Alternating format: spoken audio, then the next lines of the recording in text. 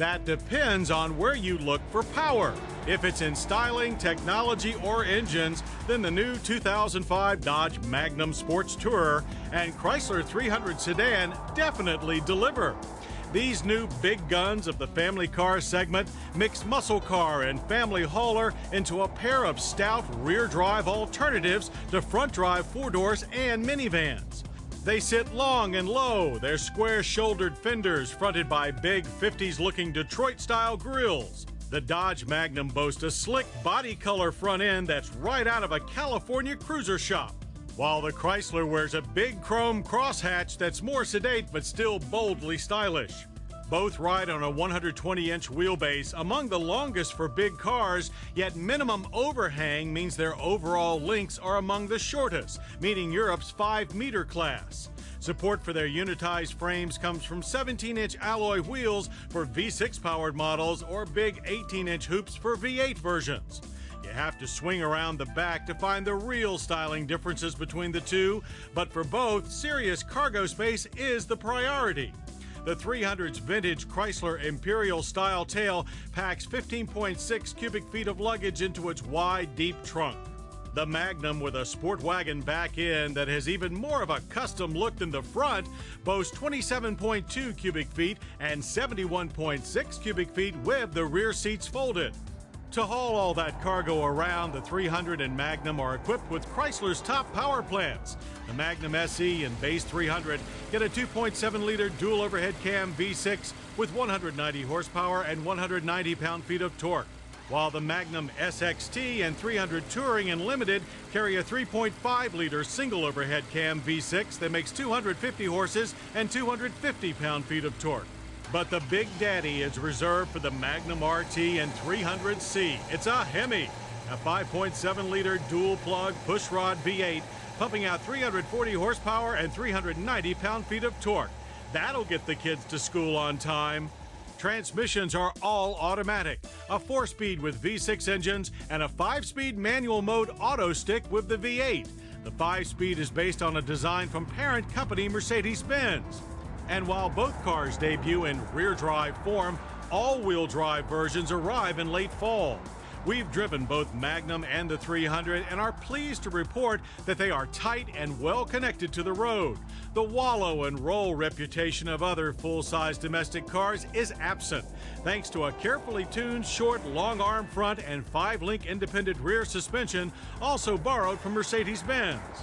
With weights in the 2-ton range, neither feels like a lightweight, but they carry their poundage well. There is some front push to be sure, but the steering has good weight and feel. Bringing these weighty machines to a halt are standard all-disc brakes. All but base models are equipped with ABS. The same goes for traction control and electronic stability control. They add foul weather grip and dispense with the front drive or rear drive arguments. The electronics also help keep Hemi horsepower from unlocking the rear tires at every light. And that Hemi does hook up. It feels even bigger and bolder than in Dodge trucks, with the fat power and an aggressive sound of a classic Detroit V8. 0 to 60 is a quick 6.3 seconds. For more sedate drivers, both V6 engines deliver smooth, civilized performance. But oh, that Hemi! Plus, you can enjoy the Hemi and reasonable economy, too. The Hemi includes a multi-displacement system that shuts down 4 of the 8 cylinders at cruise. Chrysler claims fuel economy, 17 city and 25 highway, is 20% better than without cylinder deactivation. What we know is that the Ford Crown Victoria has similar numbers but with 100 less horsepower. Inside, the 300 and Magnum are as full size as you would expect.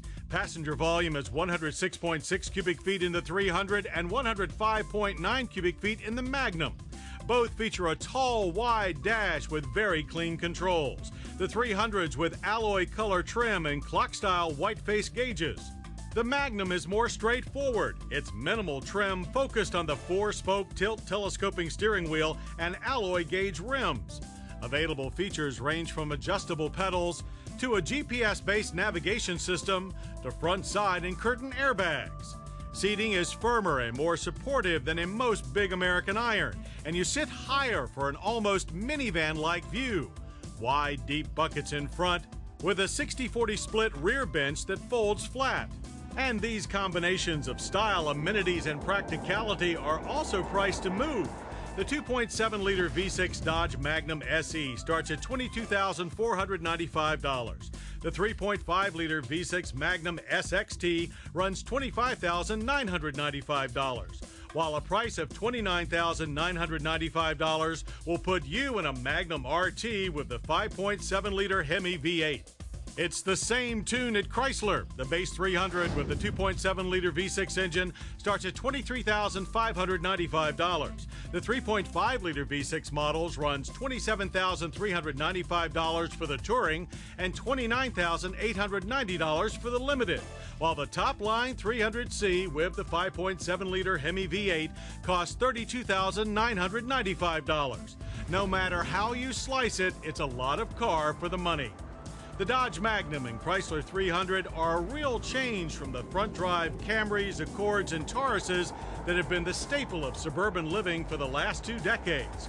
With classic Detroit style, world-class performance, and room for real families, we think they will push quite a few front-wheel drive family cars out of America's driveway.